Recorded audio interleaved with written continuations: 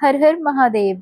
नमस्कार फ्रेंड्स, कैसे हैं आप सब। आशा करती हूँ सभी बहुत अच्छे होंगे। महादेव की कृपा से आप सभी अच्छे हैं तो कमेंट बॉक्स में एक बार हर हर महादेव जरूर लिखें। फ्रेंड्स, जैसा कि आप सभी लोग जानते हैं, श्रावण मास की शुरुआत हो चुकी है। श्रावण मास भोले बाबा यानी कि देवों के देव महादेव का प्रिय महीना है। इस महीने में लोग व्रत करते हैं, पूजा पाठ करते हैं और इसी के साथ साथ तामसिक भोजन का परित्याग करते हैं। इस महीने तामसिक भोजन नहीं किया जाता। इसी के साथ साथ महादेव के कीर्तन भजन किए जाते हैं, उनके महात्म्य कथाएं सुनी जाती हैं। तो मैं आपको इस वीडियो के माध्यम से श्रावण महात्म्य कथा का पहला अध्याय सुनाने जा रही हूँ। महात्म्य अध्याय पूरा सुनने से व्यक्ति की सभी मनोकामनाएं महादेव शीघ्र ही पूरी करते हैं।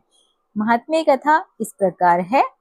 सूत सोनक जी ने सूत जी से पूछा, हे महाभाग, आपके मुख से अनेक आख्यान सुने, मुझे तृप्ति नहीं हुई है। फिर भी मेरी कुछ सुनने की अभी भी जिज्ञासा बढ़ती जा रही है। जिसके सुनने मात्र से मेरे अन्यंत्र श्रवण करने की इच्छा ना हो, ऐसी कोई कथा मुझे सुनाइए। सूत जी ने कहा, आप सब मुनिगण सुने। आपके कहने से मैं बहुत ही प्रसन्न हूँ और आपके लिए मेरे पास कोई भी गुप्त बात नहीं है।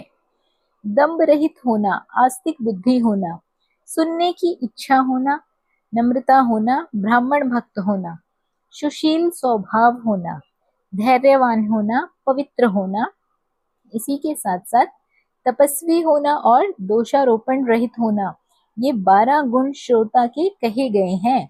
वे सब गुण आप लोगों में हैं। इससे मैं बहुत ही प्रसन्न हूँ, आपसे तत्व बात कहता हूँ। एक बार ईश्वर ने सनत कुमार से कहा, हे सनत कुमार, हे सुब्रत, हे ब्रह्मा के पुत्र, आपकी सेवा भक्ति से प्रसन्न हूँ मैं आपसे अत्यंत गुप्त बात कहूंगा। 12 महीने में श्रावण का महीना मुझे बहुत ही ज्यादा प्रिय है। जो श्रावण मास के महात्म्य सुनता है या फिर सुनने योग्य हो जाने के कारण मास का श्रावण नाम हुआ है। पूर्णिमा का श्रावण नक्षत्र के योग हो जाने से भी इस मास का श्रावण नाम कहा गया है, जो श्रावण मात्र से सिद्धि देने वाला है, अतः श्रावण नाम कहा गया है। आकाश के समान स्वच्छ हो जाने से नभा नाम कहा गया है। उसके मास के धर्मों की गणना करने के लिए भूमि पर कौन समर्थ हो सकता है। जिसके संपूर्ण फलों को कहने के लिए ब्रह्मा हुए हैं। जिस श्रावण मास के महात्म्य को देखने के लिए इंद्र हुए, भगवान अनंत के जिसके फल को कहने के लिए 2 सहस्त्र जीवा धारण किए, अधिक क्या कहने से क्या, इस मास को देखने तथा कहने में किसी की सामर्थ्य नहीं है। हे मुनि, अन्य मास इस मास की कला को भी नहीं प्राप्त कर सकते। संपूर्ण मास व्रत के रूप में ये सारा श्रवण मास है।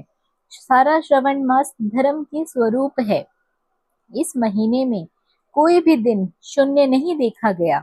इस मास में सब तिथि व्रत वाली हैं। सनत कुमार ने कहा है, भगवान, आपने जो कहा इस मास में कोई भी दिन व्रत शून्य नहीं है, इस महीने में तिथि भी व्रत शून्य नहीं है। हे श्रेष्ठ, आपको उसको मुझे कहिए, कौन सा व्रत होता है, उस व्रत का अधिकारी कौन है, उस व्रत का फल क्या रहता है और इस व्रत की विधि क्या है। किस किस देवता का व्रत किया जाता है इस महीने, और इसी के साथ साथ उद्यापन की विधि क्या रहती है। कौन से देवता पूजनीय होते हैं, पूज्य कौन है, पूजन सामग्री क्या रहती है, प्रधान पूजन किसका है, जागरण की विधि क्या है, किस व्रत को कौन सा समय करने चाहिए। हे प्रभु, सभी आप मुझे विधिवत बताइए। श्रावण मास कैसे आपको प्रिय हुआ, किस लिए पवित्रतम कहा गया, इस मास में कौन से अनुष्ठान करने हैं। हे प्रभु, मुझसे कहें, आपके समक्ष मुझ मूर्ख को प्रश्न करने वाले का कितना ज्ञान हो सकता है। पूछने से जो रह गया वे सब आप मुझे बतलाइए। रविवार, सोमवार, भोमवार, बुधवार, बृहस्पतिवार, शुक्रवार, शनिवार के दिन जो करना चाहे हे विभु, वे सब मुझे आप बतलाइए। आप सबके आदि में अभिभूत हुए हैं, अतः आपको आदिदेव कहा गया है। जैसे एक ही विधि बाधा से अन्य की विधि बाधा होती है, वैसे ही अन्य देवी देवताओं के अल्प देवत्व के कारण आपको देवों के देव महादेव माना गया है। तीनों देवताओं के निवास स्थान पीपल वृक्ष में सबसे ऊपरी आपकी स्थिति है।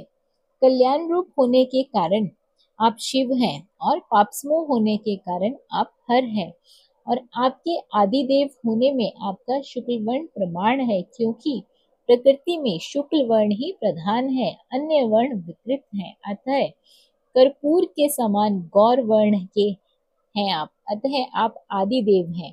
गणपति के अधिष्ठान 4 रूप वाले मूलाधर नामक चक्र से, ब्रह्मा जी के अधिष्ठान रूप 6 दल वाले स्वाधिष्ठान नामक चक्र से, और विष्णु के अधिष्ठान रूप 10 दल वाले मणिपुर नामक चक्र से भी ऊपर आपका है। हे देव, एकमात्र आपकी ही पूजा से पंचायतन पूजा हो जाती है, जो कि दूसरे देवों के पूजा से संभव नहीं है। आप स्वयं शिव हैं। आपकी बाई जंघा पर शक्ति स्वरूपा दुर्गा है, दाहिनी जंघा पर गणपति जी विराजमान हैं। आपके नेत्र में सूर्य तथा हृदय में भक्तराज भगवान श्री हरि विराजमान हैं। अन्न के ब्रह्मा रूप होने तथा रास के विष्णु रूप होने से आप उसके भोक्ता होने के कारण, हे ईशान, आपकी श्रेष्ठत्व से कोई संदेह नहीं हो सकता। आपको वृत्ति की शिक्षा देने हेतु आप शमशान में तथा पर्वत पर निवास करते हैं। ऐसा महर्षियों ने कहा है। जगत का संहार करने वाले हलोहल का गले में किसने धारण किया है? महाप्रलय की कालाग्नि को आपने अपने मस्तक पर धारण करने में कौन समर्थ हुआ है? संसार रूप अधकुंभ में पतन के हेतु कामदेव को किसने भस्म किया है? आप ऐसे हैं कि आपकी महिमा का वर्णन करने में कौन समर्थ है? एक तुच्छ प्राणी में करोड़ों जन्मों में भी आपका प्रभाव का वर्णन मैं नहीं कर सकता। अतः आप मेरे ऊपर कृपा करके मेरे प्रश्नों का उत्तर दीजिए।